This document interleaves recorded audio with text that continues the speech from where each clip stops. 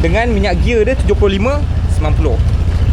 Sekarang ni aku nak servis motor Aveta Nova 160 aku. Last hari tu aku tukar 1,500. Sekarang dah 4,782. So nak sampai 5,000 aku nak tukar sekali minyak gearbox dia.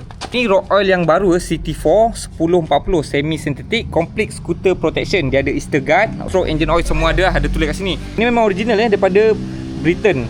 Okay, nampak tulisan ni, cop sirim semua ada, pastikan original.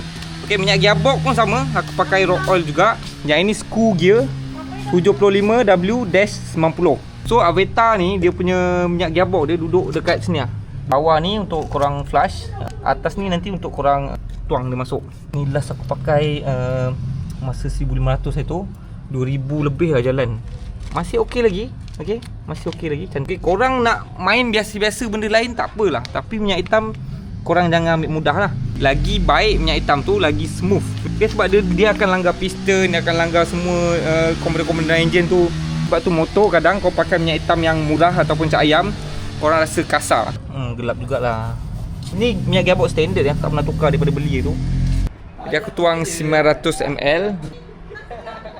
Minyak gearbox ni memang kau kena baringkan sikit motor ni.